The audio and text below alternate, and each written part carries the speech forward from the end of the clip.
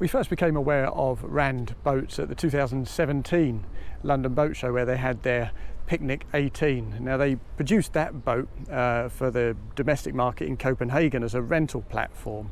It was good for 10 people, it was electric powered. It was a lovely, tidy little runabout, a day boat. Since then, they've come on leaps and bounds. They've got their own manufacturing plant in Croatia. They sold 250 units last year, 450 this year, and they're suggesting that they ought to be selling around about 1,500 by 2026. And their range has expanded as well as their production capacity. Here at Cannes, they've got the new Source 22. They've also got a 25-footer, but the one we're going to look at is the new flagship. It's called the Escape 30, and this is it right here. Before we get up and running with this boat and see how she behaves, I just want to talk very briefly about the helm. We've taken in the sunshade I should say, aft, to make sure that we don't lose that or break anything when we're underway. The sea state's not particularly big here today, but the dash is a really nice place to be. I think we've got a pair of Sinbad plotters here with plenty of space for those, plus our Fusion stereo. Pretty minimal buttons. Everything's kept pretty simple and pared back in accordance with the kind of stylistic design cues on board the rest of this boat. And that's very attractive. And I also like this huge one-piece hardtop that sweeps right over your head. I mean, it leaves you completely open to the elements on the side, but once you get underway, of course, all that wind blasts straight past you, and you've got a completely unencumbered view of the horizon all round. So that's a lovely feature. The seat's good too, with this integrated bolster, because it's, as on many boats of this sort of scale, because it's part of the built-in wet bar or galley. There's no fore or aft adjustment, but you do have this bolster to come up and down, plus a footrest built into the fiberglass of the helm console there. And at my sort of size, that's a very, very comfortable way to sit.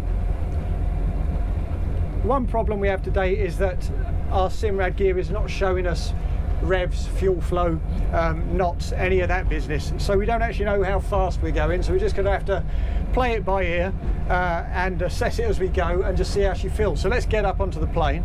I'll trim her back in and let's see how she does. Now, planing's, we've got a few weights coming past here. So planing's pretty quick. We're planing within, I reckon, about 4 seconds there, which is very quick for a boat of this scale. I'll just ease her around to port so we can hopefully miss out the worst of that weight that's just coming past us. The man holding the camera very dutifully is still upright, so I'll get back up and running again. Okay.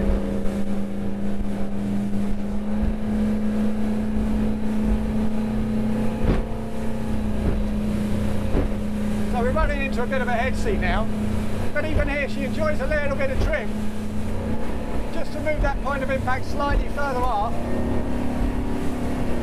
There's plenty of poke from that engine, and because it's not a stepped hull, we've got loads of responsiveness in terms of what we do at this helm, in terms of our running attitude. But what's really good fun here is the way she handles when you throw her into a turn. We'll get her a little bit back up to pace and we'll heel her over, trim her in a touch, and around we go. And that is such good fun. We're not losing much in the way of pace, and there's that ideal novice-friendly kind of combination between grip and slip from this hull. It's tremendous fun. I guess at the top end we're not doing much more than about 38 knots, I wouldn't have thought. But it feels plenty quick enough when you've got a bit of a sea state running like this. And it'll be plenty quick enough for most family users. Now we just swing around to port to see if the cameraman can handle that as well. He's got a big smile on his face, so I assume all is well.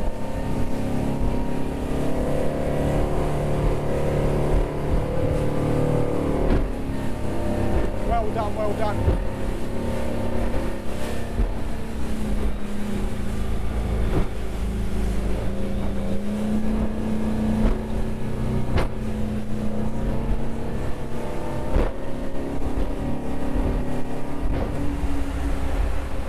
have to say, in some regards, I wasn't expecting that much from this new Rand 30 footer. Perhaps it's partly because I've always tended to know them as a boat that I associate with ecologically conscious construction techniques and with electrical propulsion systems, and back in the day, 2014 of course, 2014, 2015, with rental boat fleets in Copenhagen. So I you know, kind of inland, generally inland runabout. So I wasn't quite expecting this to be such an entertaining sea boat. But it really is. And given that Rand constructs its boats, saving round about, well, at least it claims 30% in terms of weight and materials on equivalent monohulls from competitors. Although we don't have the figures to prove it, I would expect the running efficiency, once we get those figures back later in the week, to bear that out. All in all, if this runs as efficiently as I expect it to, it's not just a really effective way to use 30 foot of deck space in terms of its internal configurations and its various socialising zones, it's also a really enjoyable boat to drive. As we step on board, the first thing to notice of course is this extended swim platform, all lined in rather lovely teak. Now ordinarily it would end round about here, but the extended platform is an option apparently that Rand's customers are very keen to take. Something else we see back here is how clean everything is. Rather than having shore power plugged into a unit over here, or having a fuel filler with a cap on top of your gunnels there, the shore power leads directly through this little cutaway and into the engine compartment, and the engine compartment itself is very neatly arranged. And here we got the pretty high powered, the single 430 horsepower Mercruiser 8.2, but you can also have a single diesel stern drive, twin diesels, or outboard engines. You can also have an electric fit out, and actually the guys here are working very hard on an electric stern drive system that they're very proud of. They were going to have it here at Cannes, but sadly time's got away from them. So this is how the current 30 footer is fitted out. And with this single engine, actually there's good space on either side for storage, and rather than just leaving it open so your stuff clutters about, they've got a couple of purpose-built trays, which really works well. It's very clean, very neat. Looks well insulated too. If we close that back down, as I say, cleanliness of form is quite a big thing for these guys. They don't want to introduce clutter anywhere on their boats, so obviously the cleats are recessed, pop-up cleats, and as we move forward you'll find the fuel filler and the water cap neatly arranged under here. And it's the same with the waste-water point on the other side, actually, behind its own dedicated teak-lined lid to keep it well out of the way.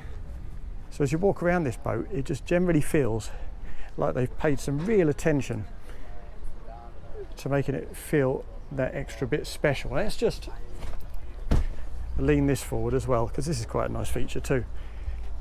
Now, back here we've got a big aft sunbed with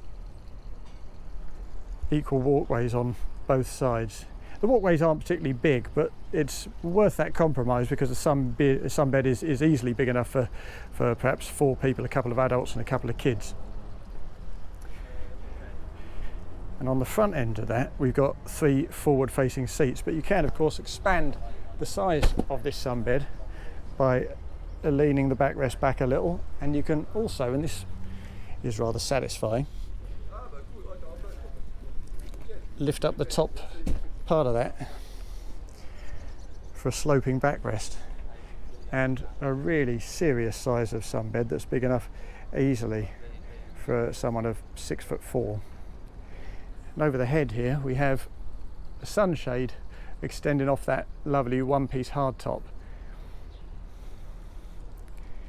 and you can use this when you're underway, but only at very moderate cruising speeds, gentle speeds in gentle waters. When you really get underway and up and running, you really need to pop this away safely so it doesn't flap about. Other things we have back here is a neat little transom shower to take advantage of that big swim platform. And as we move forward, we'll rig that back the way it was. One of the neat features here, if I can just swing this seat rest back over and show you, is the kind of zonal arrangement.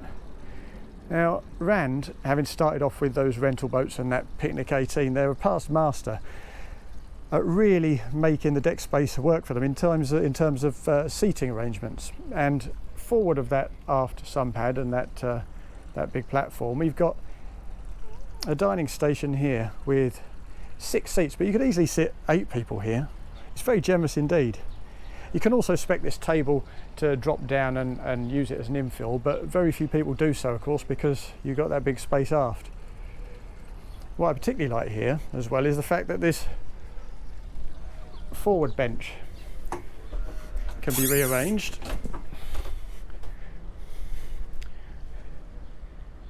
so that you have 6 forward-facing seats in the cockpit, plus an additional 2 forward-facing seats at the helm.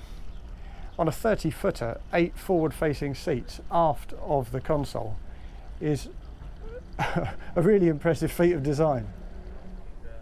Ahead of that 6-man dining station, we have the wet bar. Now, the guys here would like that to be a galley of sorts with a couple of gas burners, and they're experimenting with a few ideas, doing a bit of research and development in terms of a kind of Corian backed helm seat that folds over so you can have a couple of hot plates on top here. As things stand though, what we have is a sink and a couple of fridges down below, plus some useful storage up here and a little USB charging point. Nice little detail here for the flagship boat, the Escape 30. There's storage under this deck too. I mean, for the most part, it's kind of occupied with the batteries and the chargers and so on, and there are tanks in here too, the waste tank and the fuel tank over on the starboard side. But as you'd expect of a company with such a heritage in electrical propulsion, its wiring is beautiful. Very neatly done. And if I close this back up,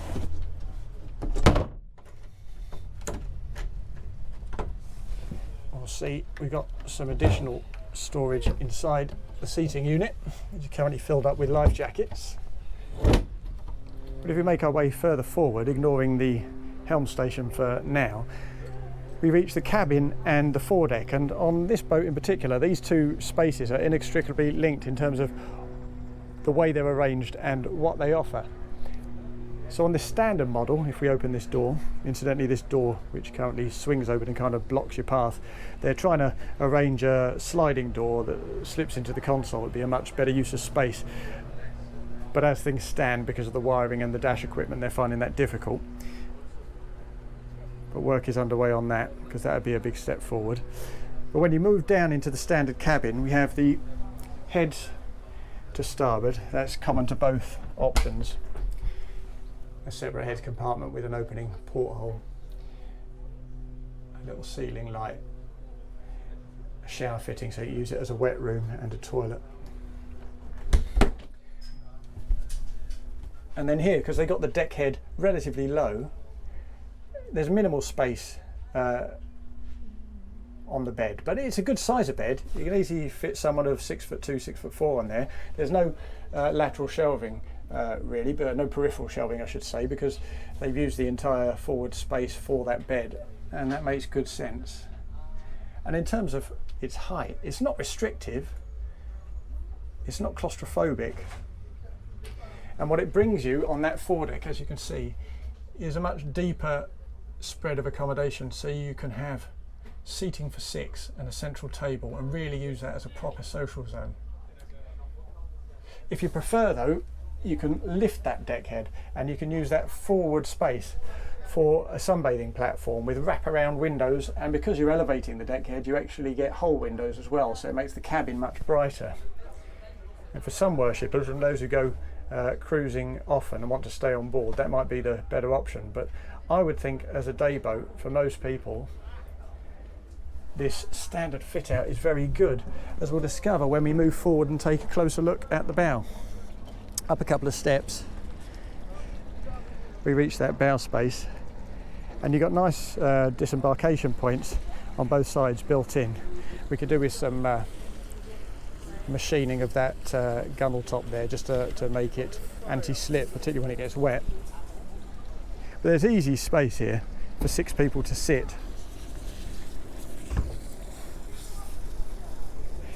And just as in the aft cockpit, you can use a sunshade that comes from the top part of that hardtop and fixes into brackets that would fit just here after these sunken cleats. I thought this might be an additional attempt by Rand to preserve that lovely cleanliness of form. They've eradicated any need for a handle. You simply lift that up for access to the anchor locker, but apparently they just forgot to fit the handle at this stage because it's a very early boat. So that's my theory blown to bits.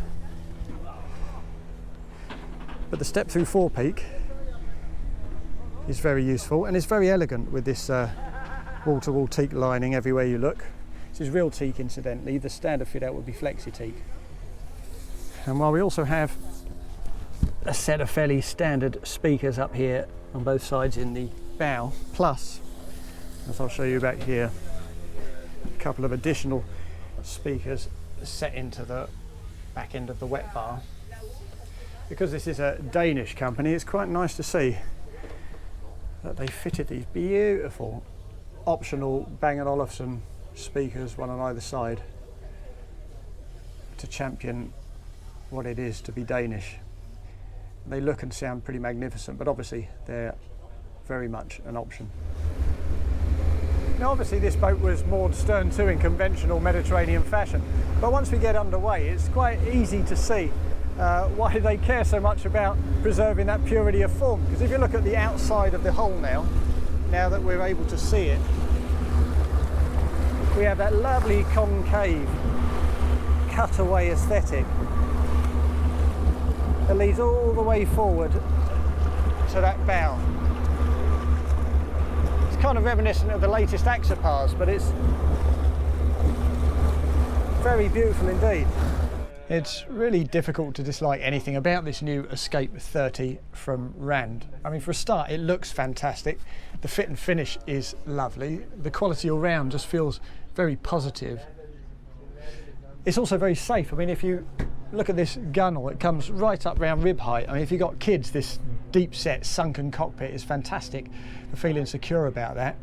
And then there's the socialising spaces, the socialising options. You've got that big aft sun pad, you've got the 6-man central dining station, you've got the additional 6-man socialising zone in the bow, you've got a cabin, albeit on the standard boat, a relatively compact one, and you've got a separate heads compartment. And I think the guys here have been so impressed with what they've done on this relatively compact platform that they started coining a new phrase. They call it the mini day yacht.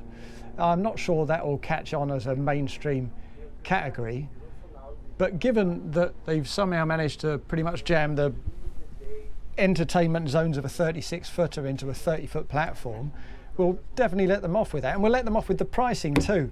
The standard price goes from 200,000 euros plus tax. That's for a single Merc 350. If you want to uprate that to this, which I would advise, the single Merc 430, that will cost another 14,000, so about 214,000 euros plus tax. But given how much this boat offers, it seems like tremendous value at that.